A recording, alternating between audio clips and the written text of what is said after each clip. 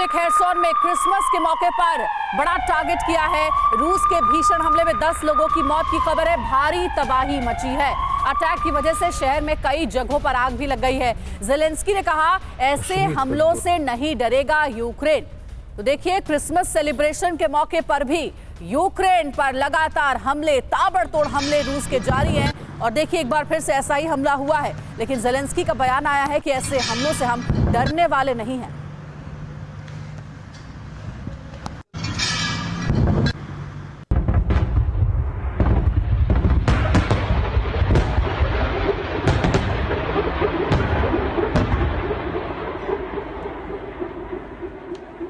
Со свистом что-то разлетается, прям над нами.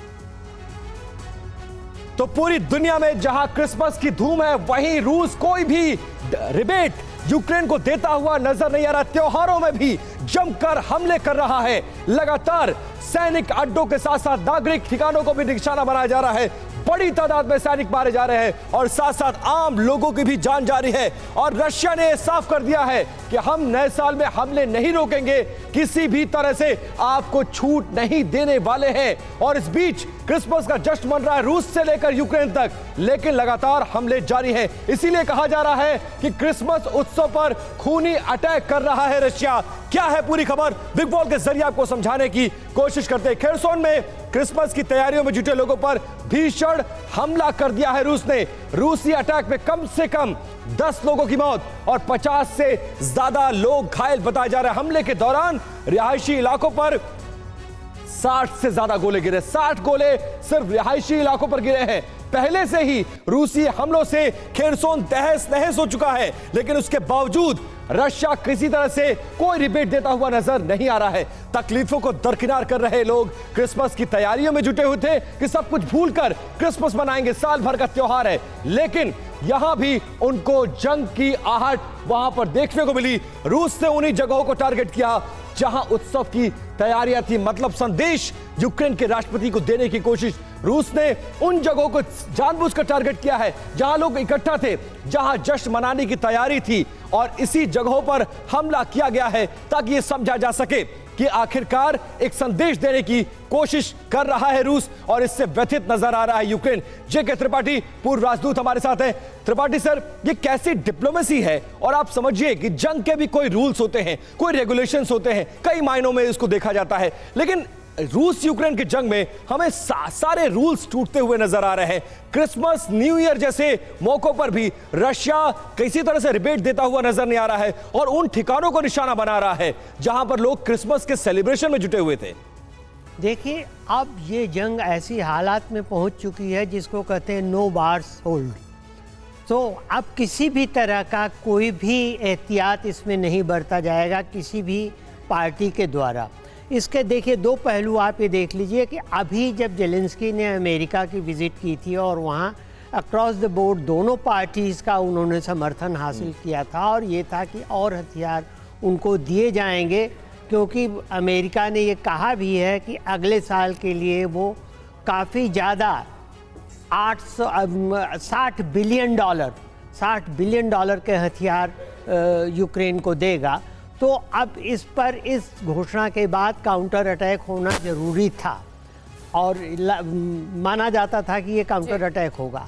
अब क्रिसमस में हुआ या कहाँ हुआ, इसका भी देखिए, ये कहीं नहीं दिखाया जा रहा है कि क्या क्रिसमस में वहाँ सिविलियंस में यूक्रेन ने अपने मोर्टार, अपने टैंक्स या अपने अपने सैनिक नहीं पे वहाँ पे स्थापित। ठीक है सर। बाखमुत में यूक्रेन का काउंटर अटैक देखने को मिला है। यूक्रेनी MLRS ने दागे ताबड़तोड़ रॉकेट्स। पिकअप ट्रक से रॉकेट दागने का वीडियो भी सामने आया है, तस्वीरें भी आपको दिखाएंगे। MLRS ने ताबड़तोड़ रॉकेट दागे हैं। ये देखिए, पिकअप ट्रक से रॉकेट दागने का ये वीडियो।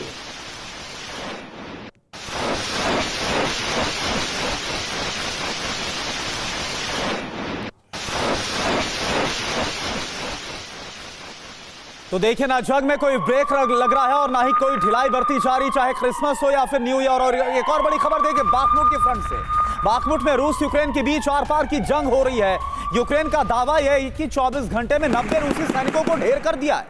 100 से ज्यादा रूसी सैनिकों के घायल होने का दावा यूक्रेन कर रहा है। यूक्रेनी हमले पर रूस ने भी जबरदस्त पलटवार किया।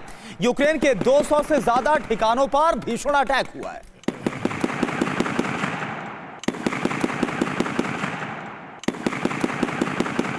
तो देखिए, दावे बड़े बड़े किए जा रहे हैं। अभी जो डेटा हमने आपको बताया, यूक्रेन लगातार ये दावे कर रहा है कि रूस को बहुत बड़ा नुकसान पहुंचा है, काफी सैनिकों को मार गिराया है। अभी जो जानकारी हमने आपको दी उसमें कहा जा रहा है कि 90 रूसी सैनिकों को यूक्रेन ने पलटवार करते हुए, हमला करते हुए ढेर किया है, वहीं 100 रूसी सैनिकों को घायल किया है। तो इस तरीके के जो दावे हैं वो यूक्रेन की ओर से लगातार किए जा रहे हैं। लेकिन बखमुत को लेकर के हम लगातार बात कर रहे हैं कि आखिर गेम चेंजर किन मायनों में कैसे बखमुत साबित हो सकता है। इसके बारे में अपने पैनलिस्ट से भी चर्चा करेंगे, लेकिन कुछ जरूरी जानकारी है इसके बारे में, वो सबसे पहले आपको बिग बॉल पर देते हैं। मैप के जरिए हम आपको महत्वपूर्ण जानकारियां आपके साथ साझा करेंगे। रूस के लिए आखिर क्यों गेम चेंजर है बखमुत, ये देखिए, ये पूरा मैप हम आपको दिखा रहे हैं।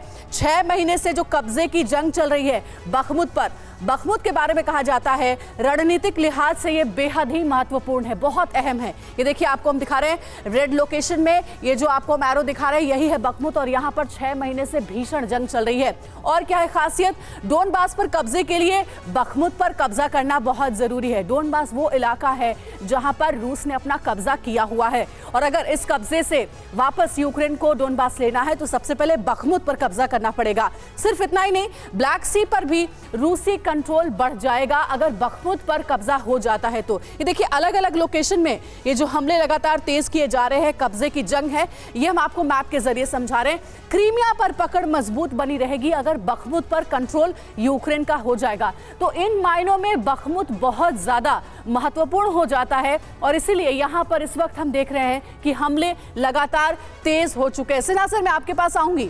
बखमुत की खासियत रणनीतिक लिहाज से भी बहुत ज्यादा है। क्रीमिया पर अगर अटैक करना है या फिर डोनबास पर दोबारा यूक्रेन को अपना कब्जा स्थापित करना है तो इसके लिए बखमुत पर कब्जा करना सबसे पहले जरूरी है। क्यों आखिर गेम चेंजर बखमुत को कहा जा रहा है, समझाइए जरा आप इसे। देखिए, आर्मी में जो हम लोग जूनियर ऑफिसर्स थे तो हम लोग को सिखाया जाता था, चाहे वो जूनियर कमांड कोर्स हो या सीनियर कमांड कोर्स हो, कि GTI ground of tactical importance. और जब आप ऑपरेशनल प्लानिंग करते हैं तो जो GTI होता है, यदि GTI आपके कब्जे में आ जाए तो उसका जो स्ट्रेटजिक गेन्स होता है वो बहुत ज़्यादा मल्टीप्लाइंग फैक्टर के मल्टीपल फैक्टर उसका निकलता है नतीजा। अब ये जो बस बखमुत है वो क्यों इम्पोर्टेंट है, ये है डोनबास का गेटवे, दरवाज़ा है। दरवाज़ा खुला और फिर यूक्रेन के ट्रूप्स आगे बढ़ सकते हैं डोनबास में। पहली चीज़ आपने जैसा बताया, क्रीमिया पे पकड़, आपने बताया ब्लैक सी पे अप्रोच पे, फिर उसको उस पर प्रभावित कर सकता है। तो ये बहुत बड़ा इंपॉर्टेंट GTI है। तो ये GTI की लड़ाई हो रही है, और रूस किसी भी हालत में इस GTI को पूरी तरह से यूक्रेन के पास जाने नहीं देगा, क्योंकि वो जाने देता है तो उसका अंजाम बहुत बुरा होगा। अब मुझे एक मिनट और देना। ये जो लोग कह रहे हैं कि विंटर में थोड़ा सा ऑफेंसिव थमेगा, नहीं, एकदम नहीं थमेगा। एक शब्द है रासपुतित्सा, और दूसरा है उसको बोलते हैं जनरल मड या जनरल कीचड़, और जनरल विंटर जो ठंड है। होता क्या है कि राजपूतिता के समय ये साल में 2 बार आता है, जो रोड पे वो कीचड़ जम जाता है और स्लिपरी हो जाता है, इसीलिए टैंक ऑफेंसिव पॉसिबल नहीं था। और अब जो विंटर होता है तो वो फ्रीज कर जाता है, तो फ्रीज कर जाता है तो फ्रीज तो जो ग्रिप है रोड पे वो होता मिलता है, तो ट्रांसपोर्ट हो या रोड से हट के भी जो जम जाता है तो टैंक को मोबिलिटी मिलेगा। तो मेरा ख्याल है कि इस विंटर में पुतिन फायदा उठाएंगे और ऑफेंसिव को गति देंगे। जी, और एक और बड़ी खबर इस बीच, यूक्रेन के बाखमुत में रूस ने हमले तेज कर दिए। बड़े इलाके में रॉकेट लॉन्चर्स की बौछार हो गई है। बाखमुत के फ्रंट पर बढ़त मिलने का रूस दावा कर रहा है।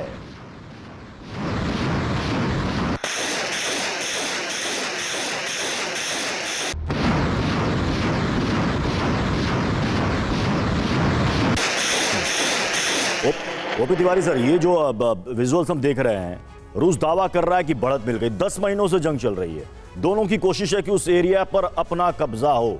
क्या लग रहा है आपको इस वक्त सिचुएशन देखकर? देखिए, बखमुत की इंपॉर्टेंस तो जनरल सिन्हा ने काफी डिटेल में बताया जी। ये एक लॉजिस्टिक हब का मेन सेंटर है। इसको रशिया ने अगर इसको खो दिया तब वॉर किसी और टर्न में, और उनके जवान हैं या उनके ऑफिसर से वो भी थोड़ा सा डिमोटिवेट भी हो सकते हैं। तो बखमुत रशिया के पॉइंट ऑफ व्यू से उतना ही इंपॉर्टेंट है जितना खेरसन का सदर्न सिटी है। जैसा अभी अंजलि ने बताया था कि क्रीमिया को कंट्रोल करने के लिए, फ्रेश वाटर सप्लाई करने के लिए बखमुत और इसका बहुत इंपॉर्टेंट है। ये रशिया किसी भी हालत में लूज नहीं करेगा। जहाँ तक विंटर का सवाल है, जो लड़ाई चल रही है इसमें इन्फेंट्री वाली लड़ाई अवश्य कम होगी, क्योंकि थोड़े से इक्विपमेंट जमने लगते हैं और डे लाइट कम हो जाता है। बट ये लड़ाई दूसरे रूप में लेगी, जहां पर कि गोले दागे जाएंगे, रॉकेट जाएंगे, मिसाइल डाले जाएंगे। वही देखा जा रहा है कि ये जो है रशिया जो है मिसाइल अटैक कर रहा है और रॉकेट अटैक कर रहा है। और लेकिन रशिया की जो इंटेंसिटी है उसको देखकर अमेरिका ने एक बड़ा दावा किया। अंशु जोशी मैम, अमेरिका पहली बार 10 महीने में यह कहता हुआ नजर आया कि यूक्रेन के वजूद पर खतरा है और रूस से जीत पाना असंभव है। इसके मायने क्या? क्या फिलर देने की कोशिश? क्या अमेरिका अपने कदम वापस कीजिएगा? यूक्रेन का क्या होगा? ये युद्ध किस तरफ जा रहा है? देखिए, यदि हम अमेरिका से आने वाले इन बयानों की ओर देखें तो पुतिन ने जो हालिया स्टेटमेंट्स दिए हैं कि हम कूटनीतिक टेबल पर बातचीत के लिए तैयार हैं, और अब पुतिन बहुत एक्सप्लिसिटली इस बात को कह रहे हैं कि इस युद्ध का अंत होना चाहिए, युद्ध से किसी को कुछ नहीं मिलने वाला। लेकिन जब हम जेलेंस्की की ओर देखते हैं तो जेलेंस्की इस मूड में बिल्कुल नहीं नजर आ रहे हैं कि वो अभी भी इस पूरे युद्ध को डिप्लोमेटिक टेबल पर लेकर के जाएं। और उन्होंने अभी हाल फिलहाल अमेरिका के साथ मिलकर एक 10 सूत्रीय डॉक्यूमेंट भी तैयार किया है, लेकिन पुतिन उस पर अमल करने के लिए तैयार नहीं है। तो मेरे ख्याल से अमेरिका अब ये चाह रहा है कि मध्यस्थता की भूमिका निभाते हुए अब इस युद्ध का कहीं ना कहीं वो, लेकिन मैम साथ ही साथ हम ये भी देख रहे हैं किस तरह से वही अमेरिका पैट्रियट मिसाइल से लेकर तमाम जो डिफेंस मदद है वो पहुंचा रहा है, हर तरीके से मदद पहुंचा रहा है ताकि मजबूत किया जा सके पुतिन के खिलाफ जेलेंस्की को। एक और बड़ी खबर आप देखिए, बाखमुट में रूस के खिलाफ यूक्रेन का बड़ा जवाबी हमला हुआ है। रूसी हमलों से मुकाबला करते दिख रहे हैं सैनिक। बाखमुट में लगातार जारी है रूस के बड़े हमले। ये तस्वीर देखिए, बाखमुट का क्या हाल हो गया है। बाखमुट पूरी तरह से खंडर में कैसे तब्दील हो गया है, क्योंकि ये इस वक्त वॉर का मेन फ्रंट बना हुआ है। आप थोड़ा देखिए, आप थोड़ा तस्वीरों को देखिए और इसके बाद हम सवाल करेंगे।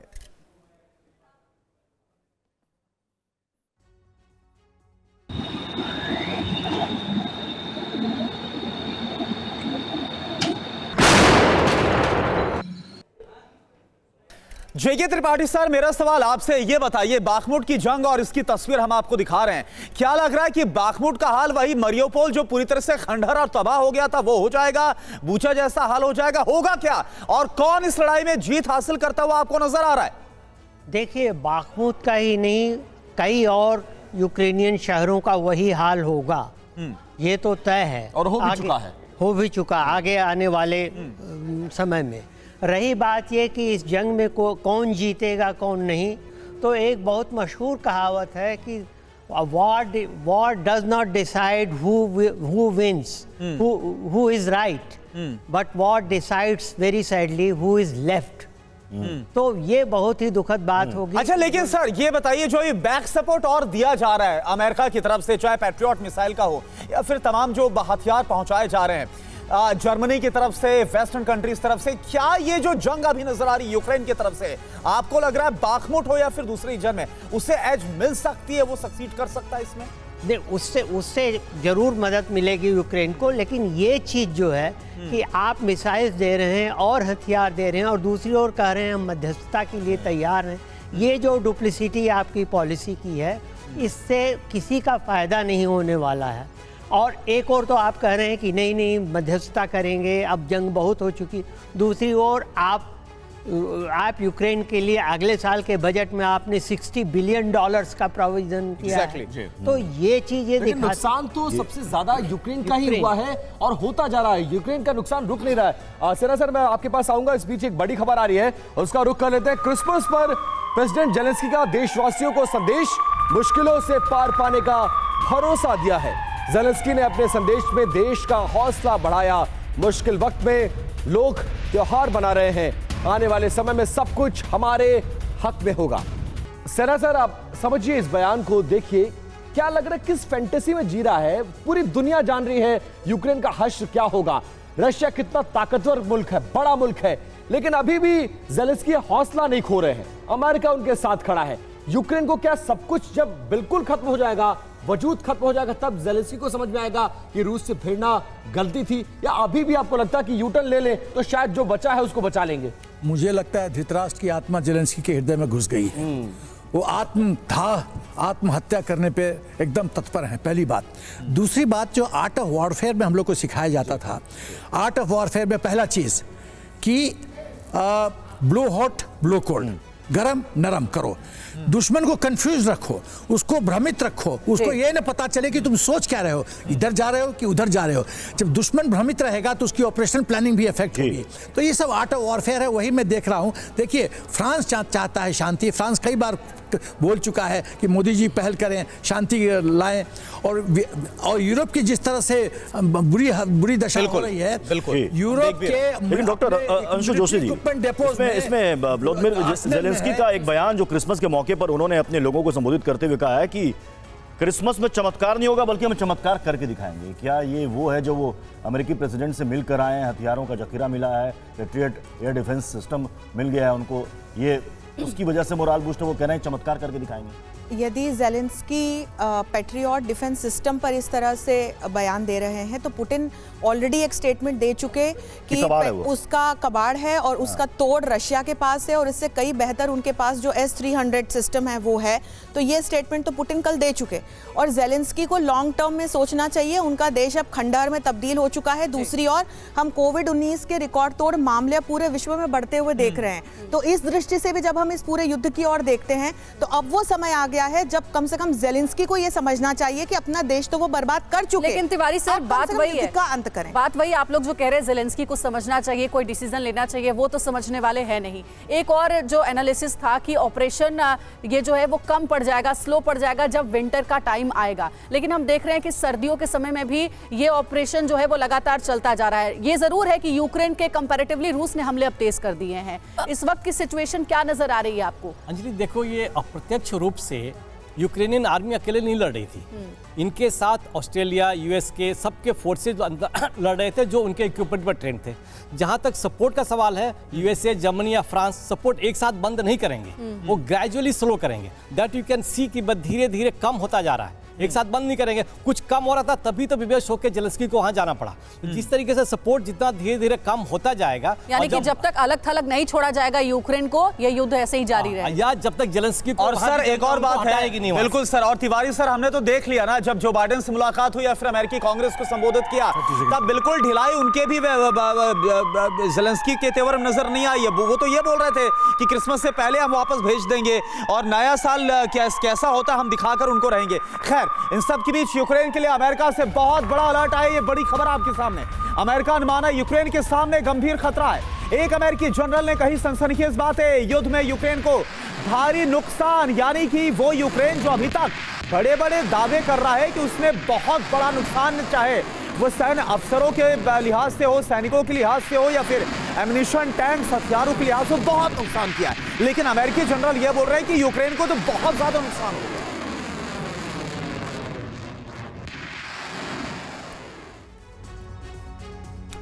तो सवाल यही है कि रूस और यूक्रेन के इस युद्ध में अमेरिका के रोल को भी आप नजरअंदाज नहीं कर सकते। वैसे में जब ज़ेलेंस्की जाकर के मिलते हैं जो बाइडेन से और उसके बाद दोनों के बीच में बातचीत और एक समझौता होता है और ज़ेलेंस्की लौटते हैं वहां से हथियारों का जखीरा, जिसकी उम्मीद और आस लिए वो गए थे वहां पर। लेकिन उसके बाद अगर एक अमेरिकी जनरल की तरफ से अगर ये बयान दिया गया है कि यूक्रेन के वजूद पर ही संकट है, तो फिर अब समझना होगा कि आगे अब इस युद्ध का आगे रुख क्या होने वाला है। देखिए, यूक्रेनी सेना के सामने नाउम्मीदी की हालत है।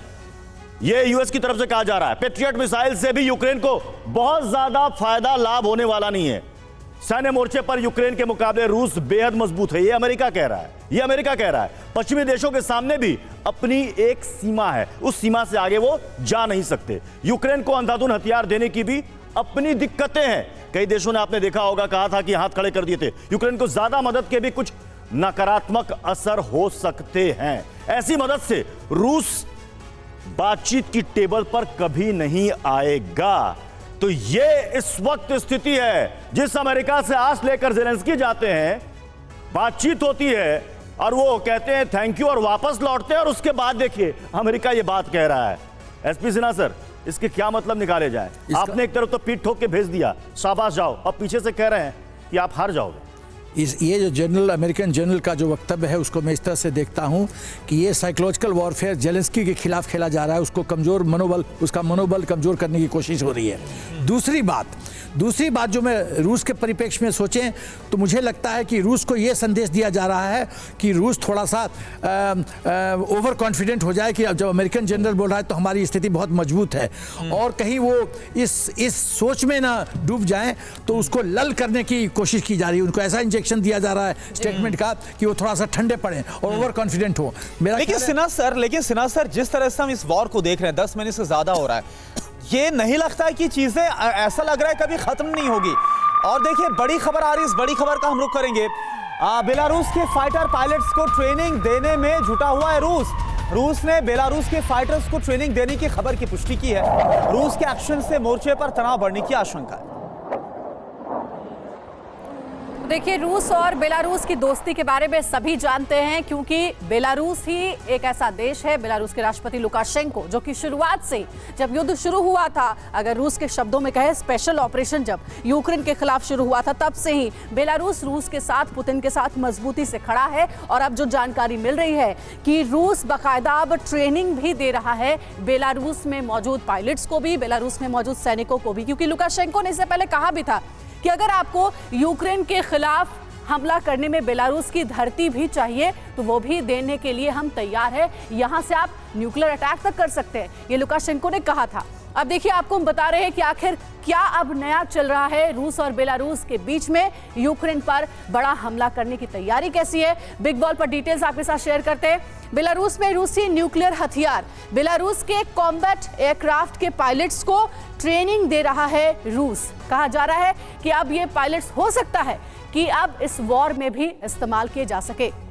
न्यूक्लियर वॉरहेड वाले फाइटर जेट्स की भी ट्रेनिंग दी जा रही है पायलट्स को। साथ ही पुतिन के बेलारूस दौरे के वक्त हुआ ट्रेनिंग देने का फैसला, इसी मीटिंग में इस पर फाइनल मुहर लगी है। रूस बेलारूस के एक्शन से विनाशकारी हथियारों के इस्तेमाल का खतरा और ज्यादा बढ़ सकता है।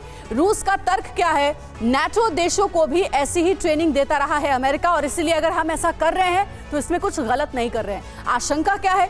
बेलारूस की धरती पर रूसी न्यूक्लियर हथियारों का पहुंचना खतरे की घंटी है, वार्निंग है, और कहा जा रहा है कि रूस यूक्रेन वॉर इसके बाद एक अलग और गंभीर दौर में जा सकता है। तो देखिए, आशंका जो बनी हुई है वो एक तरीके से डर है कि यूक्रेन को अब बहुत बड़ा नुकसान होने की भी संभावना है। देखिए, एक और बड़ी खबर आ रही है, उसके लिए आप स्टूडियो का रुख करते हैं। बिल्कुल, और रूस यूक्रेन वॉर में सीधे उतर सकता है बेलारूस। रूस के डिप्टी विदेश मंत्री ने इसके संकेत दिए हैं।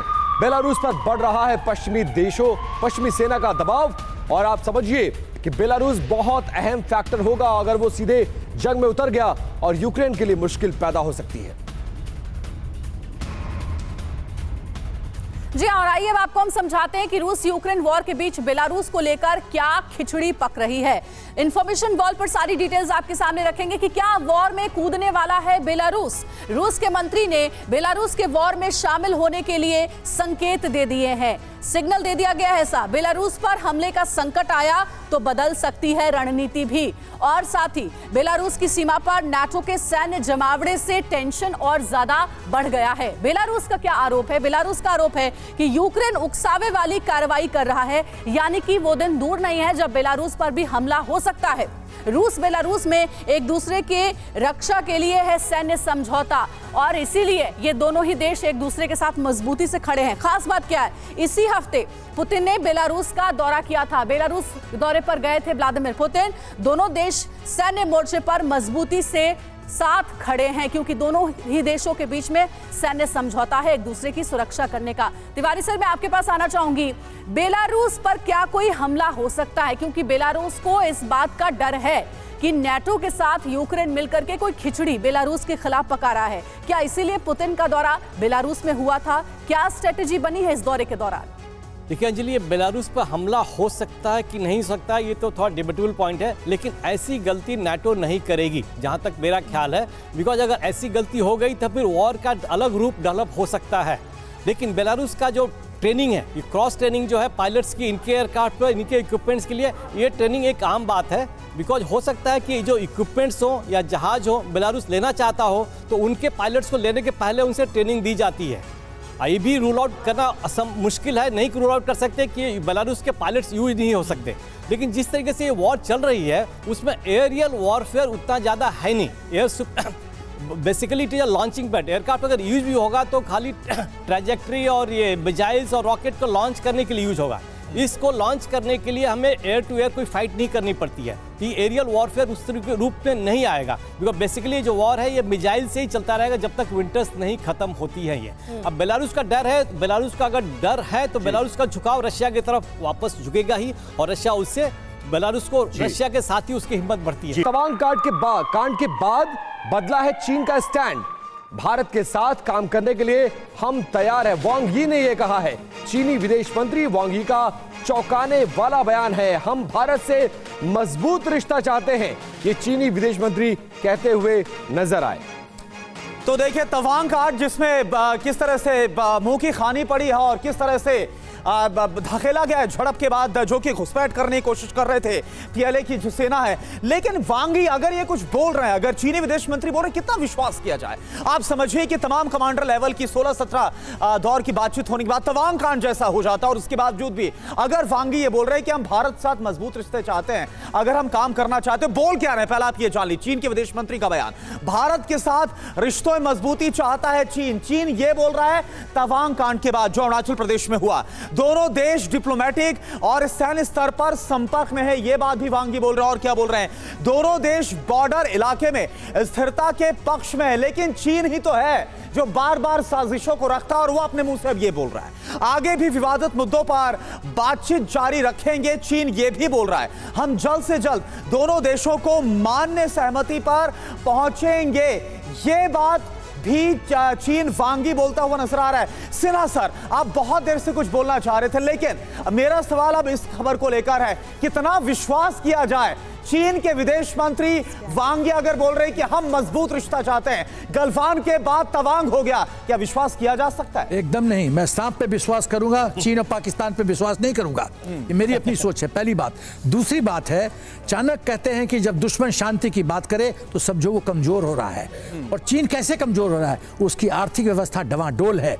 चीन के अंदर नियर रिवोल्ट सिचुएशन हो रहा है, गृह युद्ध की ओर। लोग डिससेटिस्फाइड हैं, पीएलए के ट्रुप्स डरे हुए हैं, उनकी जैसे ठुकाई हुई है तवांग में, वो अब हिंदुस्तान की सेना का सामना नहीं करना चाहते। तो सब तरफ से तो प्रेसिडेंट जी एकदम गिर गए हैं, सब गिर गए हैं। अब शांति, अब उनको शांति की बात याद आती है। पंचशील का क्या हुआ? 1993 एग्रीमेंट का क्या हुआ? 1996 एग्रीमेंट का क्या हुआ? 2012 का WMCC working mechanism for coordination and ये उसका क्या हुआ? पहले चीन इसका उत्तर तो दे। क्या चीन की अकल ठिकाने आ गए या फिर उसकी कोई चाल?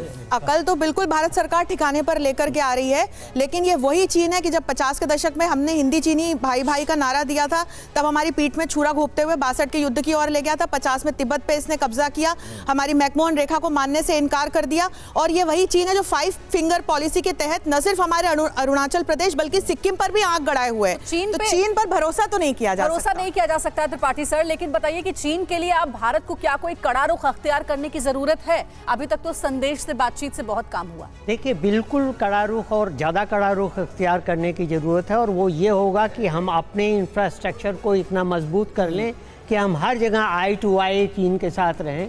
चीनी स्थल सेना आर्मी के साथ हमारी आर्मी का मतलब हमारी आर्मी उस स्तर पर है, और ये युद्ध अगर होगा तो ये आर्मी के स्तर पर लड़ा जाएगा। दूसरी चीज़, डिप्लोमेटिकली जो वांग यी की बात है, मेरा ख्याल है कि वांग यी सिर्फ समय कुछ और चाह रहे हैं। ठीक है सर।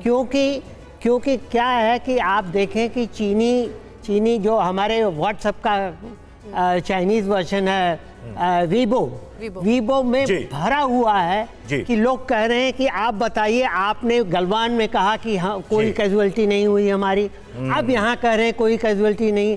किस बात पे हम आपकी भरोसा करें? से हर कोई वाकिफ है। हाँ। चीन पर कोई यकीन नहीं कर सकता उसकी चालों को देखकर। चलिए बहुत बहुत शुक्रिया हमारे साथ जुड़ने के लिए।